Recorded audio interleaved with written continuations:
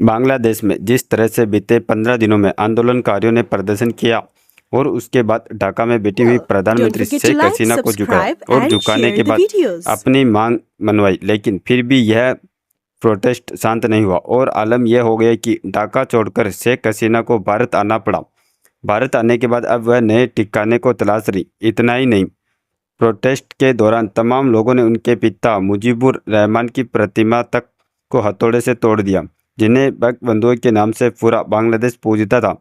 उनकी पार्टी के कार्यकर्ताओं में आग लगा दी। कई प्रदर्शनकारी प्रधानमंत्री के रूप में शेख हसीना के जाने का जश्न मना रहे। वहीं दूसरी तरफ शेख हसीना ने अपनी सरकार के खिलाफ हो रहे हिंसा प्रदर्शन के बीच में इस्तीफा दे दिया और देश छोड़कर चली गई। यह सब कुछ हुआ आखिर कैसे, और इस आंदोलन को खड़ा करने वाला कौन था जिसने अपनी ही प्रधानमंत्री को देश छोड़कर जाने के लिए मजबूर कर दिया? ये अपने आप में बड़ा सवाल है। दरअसल बांग्लादेश में आरक्षण विरोधी आंदोलन की शुरुआत हुई। छात्रों का हिंसक प्रदर्शन हुआ जिसके सामने आखिरकार हसीना सरकार को झुकना पड़ा। उसमें एक प्रमुख नाम है नाहिद इस्लाम। जी हाँ, यही वह छात्र नेता है जिसका नाम इस पूरे आंदोलन में सबसे बड़ा बनकर के उभरा और आंदोलन के आरक्षण के लिए शुरू हुआ था। लेकिन इसकी आग में जलते हुए बांग्लादेश ने नाहिद हसन जैसे नए चेहरे को पा लिया, लेकिन अपनी 4 बार की प्रधानमंत्री शेख हसीना को देश छोड़ने के लिए मजबूर कर दिया। नाहिद इस्लाम की वह व्यक्ति हैं जिसने पूरे आंदोलन का नेतृत्व किया और शेख हसीना की सत्ता को जड़ से उखाड़ फेंक का।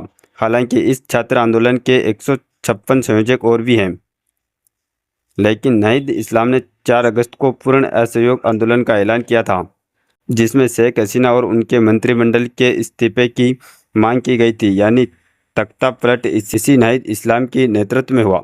साथ ही नाहिद इस्लाम ने ही आरक्षण विरोधी छात्र आंदोलन के कन्वीनर से बात की और पीएम शेख हसीना के नेता तक को ठुकरा दिया।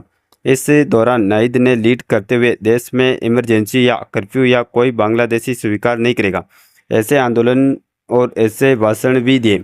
नाहिद इस्लाम एक बार फिर पीएम से मिलने और बातचीत के लिए गया। और नाहिद हसन की बात करें तो नाहिद हसन की उम्र 32 साल है और ढाका यूनिवर्सिटी का एक छात्र है, जिसके नेतृत्व में ही बांग्लादेश के युवाओं ने शेख हसीना सरकार के खिलाफ जमकर प्रदर्शन किया। इस आंदोलन में शुरू में 10,000 से ज़्यादा लोग शामिल हुए थे। आखिर नाहिद इस्लाम ही क्यों इस पूरे आंदोलन का मुख्य चेहरा बन गया है? चर्चा है कि नाहिद इस्लाम को 19 जुलाई 2024 को आधी रात को साबुज बाग में उठा लिया गया। उनके साथ 25 लोगों को और भी उठाया गया। इस दौरान उनकी आंखों पर पट्टी बांधी गई और एक कमरे में ले जाकर इसे प्रताड़ित किया गया और उसने छात्र आंदोलन के बारे में पूछताछ की और प्रताड़ित भी किया गया। इसके बाद 21 जुलाई को नाहिद पूर्वा चूप में एक पुल के नीचे बेहोश और बुरी तरह घायल मिले, जिसे 26 जुलाई को उनको धान मंडी कोना सत्ता अस्पताल में भर्ती कराया गया, जहां पुलिस ने उनको फिर से हिरासत में लिया। इस दौरान पुलिस ने नहीं से आंदोलन खत्म करने का दबाव बनाया, लेकिन आंदोलन उनकी गिरफ्तारी उनके घायल होने से बढ़ता ही गया। बताया जा रहा है कि बांग्लादेश में शिक्षा प्रणाली में सुधार की मांग को लेकर 2018 में भी नाहिद इस्लाम ने एक ऑनलाइन अभियान चलाया था। इसी अभियान में 1 लाख से ज़्यादा लोगों ने समर्थन दिया। इसके बाद साल 2020 में सरकार के आर्थिक नीतियों के खिलाफ एक वीडियो बनाया था जो पूरे देश में वायरल हुआ था। नाहिद इस्लाम का जन्म एक सामान्य परिवार में हुआ। यूनिवर्सिटी में पढ़ाई के दौरान राजनीति में रुचि हुई। उसके बाद वह सोशल मीडिया के जरिए सरकार की नीति और काम की आलोचना करने लगा। देखते ही देखते उनके विचारों से लोग प्रभावित होने लगे और उसने अपनी और युवाओं का ध्यान खींचना शुरू किया। इसके बाद एक युवा जुड़ते गए और पूरे देश में आलम यह हो गया कि एक छात्र ने अपनी जमी जमाई सरकार को एक प्रधानमंत्री को देश छोड़ने पर मजबूर कर दिया। वह अब भारत के शरण लिए हुए हैं और पूरे देश और दूसरे देशों में शरण लेने के लिए अपनी सारी पहुंच लगा रखी है। इस खबर में फिलहाल इतना ही। बाकी अपडेट्स के लिए बने रहे KSR News 24 के साथ।